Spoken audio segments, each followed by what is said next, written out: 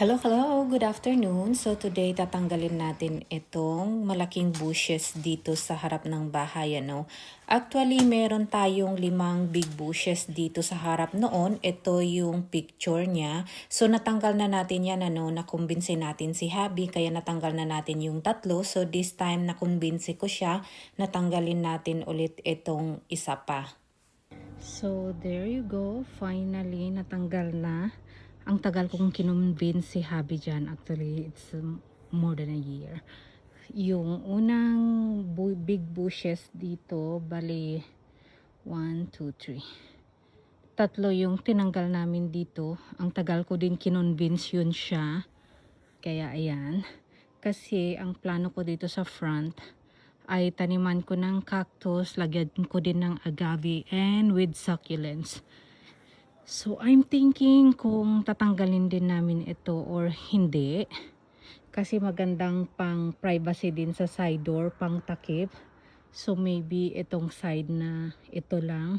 Pero parang hindi siya magmamatch if tamnan natin yan. Kasi merong isang parang hindi bagay. Let's say kasi iniisip pa namin kung tatanggalin din ito or hindi.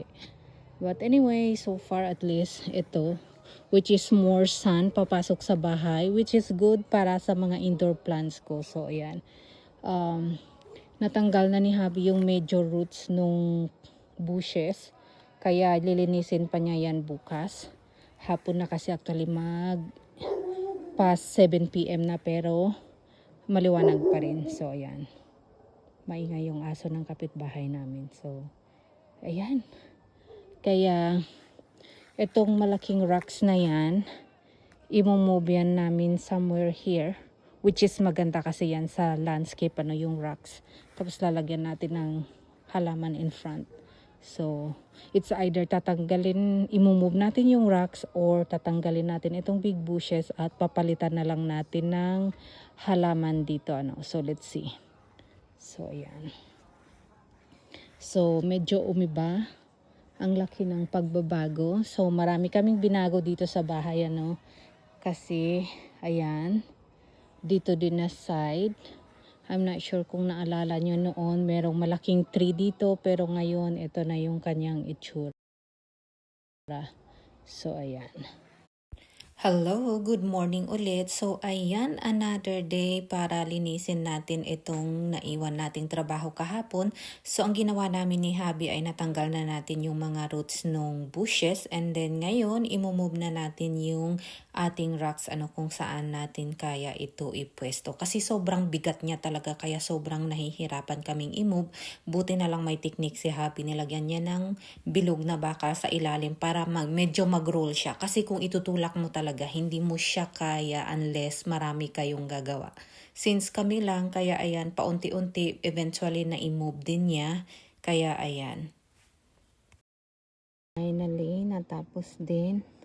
Grabe, sobrang bigat ng rocks, pero na-move ni Habi. Kaya, good thing. Pero super pagod na pagod siya. Sabi niya, dapat pakainin ko daw siya ng masarap or steak mamaya. So, yan. Grabe, na-move niya dyan from there.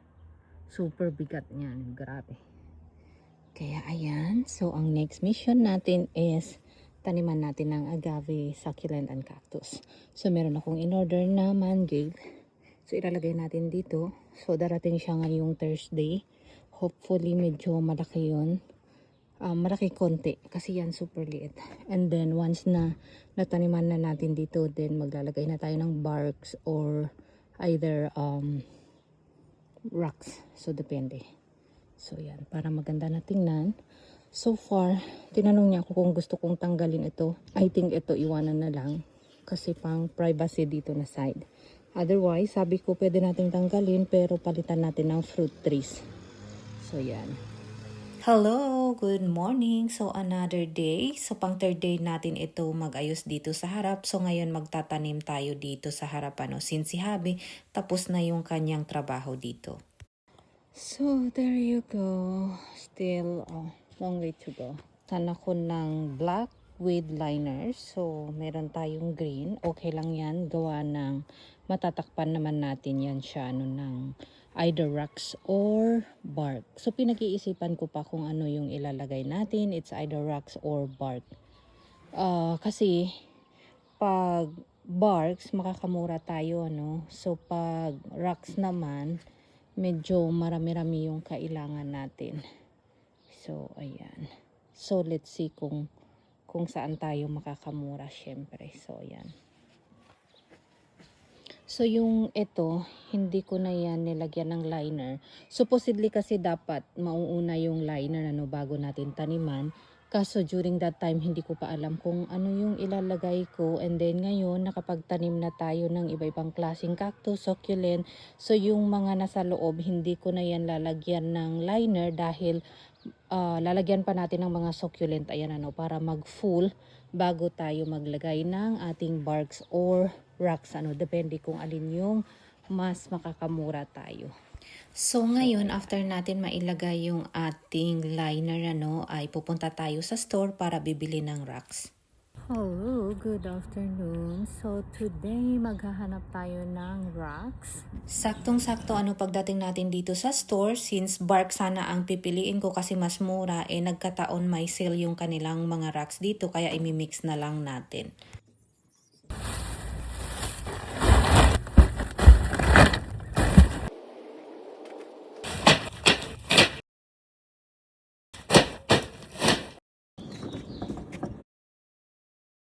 So, sakto dumating yung aking edger.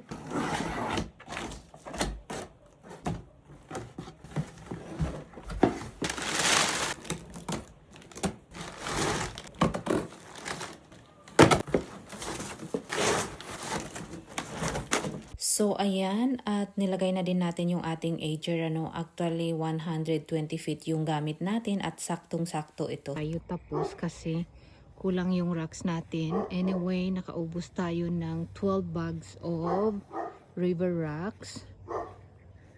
So, ayan. Tapos may nabili akong piece of pebbles, which is mas maliliit siya. So, yan yung ipang filling natin sa mga maliliit na gap, ano, para ilagay natin. Kaya, yan. So, I'm thinking at the back kung yung pebbles ang ilalagay natin or yung barks. So, ayan. Iniisip ko yung black bark na lang ang ilalagay natin dun sa likod. Kasi, marami-rami yung lalagyan natin. So, probably black bark, and then lagyan na lang natin ng glue para magdikit-dikit at hindi maghiwa-hiwalay pag mag-blower tayo. At the same thing dito din, maglagay tayo ng black bark. So far, ayan. So, OT tayo ngayon. Grabe, sobrang pagod dahil after natin bumili kanina, so sinimulan ko na, no, para malaman ko kung magkano or ilang bag pa yung kailangan natin na rocks. Nagdalawang isip kasi ako kanina, nag-inquire ako, meron yung dinideliver per tons na rock, ano, $140 yung isang tons, tapos free delivery na yun siya, kasama na dun sa price. Akala ko na nagkamali ako ng estimate, akala ko magiging okay na yung rock, so I end up spending almost $100, ano, tapos kulang pa, so sayang. But anyway, okay lang din. No choice tayo kundi bumili ng another bags of rocks. So ayan. Hello, good morning. So andito tayo ulit sa Lowe's para bumili ng rocks.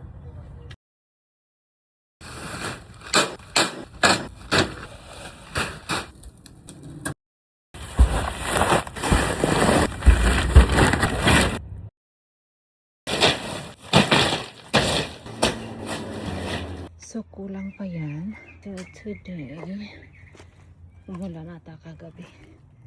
There you go. So, ito, maglagay ako ng stepper here. And this side. So, I just put this with liner para ilagay natin dito. Para kompleto. So, ayan.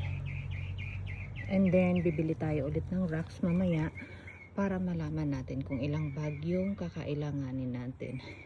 So, para sa ating lock dun sa with liner, instead na bibili or gagastos pa ako, maraming wire si hubby. So, all we have to do is i-cut ko lang. Tapos, mabilis lang siya. I-bend mo lang ganyan. And then, tusok. Konting pull. Ano lang. That's it. So, ayan. So, tingnan niyo yung kamay ko. Madumi.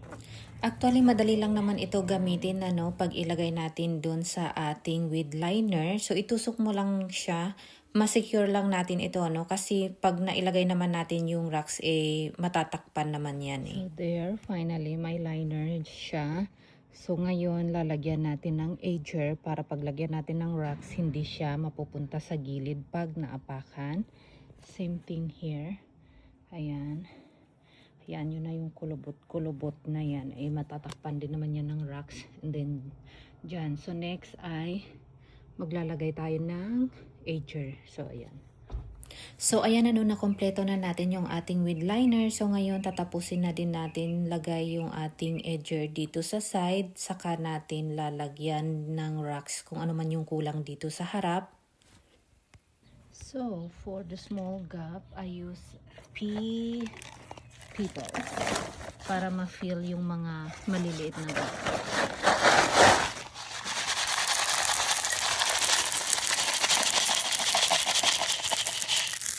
So, natapos na natin lagay doon sa harapan. Ngayon, dito naman tayo sa likod.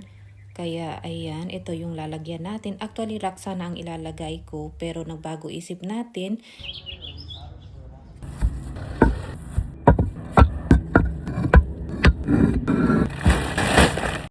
Grabe, nakailang balik na tayo sa Los, So, finally, at matatapos na natin today itong ating trabaho. Actually, sinubukan kong ilagay dito yung black mulch, hindi maganda. Kaya mas pinili ko na lang yung rubber mulch, which is mas okay siya tingnan kaysa dun sa regular na black mulch, kasi panipis yun siya. Ito, at least may mga form siya at maganda. Mas maganda tingnan. So, ayan, finally, at natapos na din natin dito na side.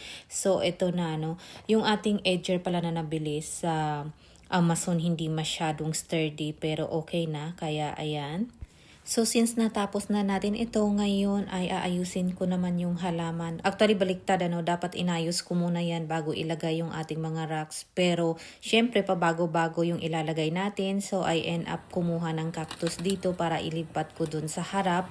And then, nag-add pa ako ng iba-ibang cactus doon, although maliit pa yung iba, para lang pag lumaki sila, magiging fuller tingnan yung sa harap, So, sa ngayon, medyo maliliit pa yung ilalagay natin kasi kung bumili naman kasi tayo ang mamahal lalo pag marami.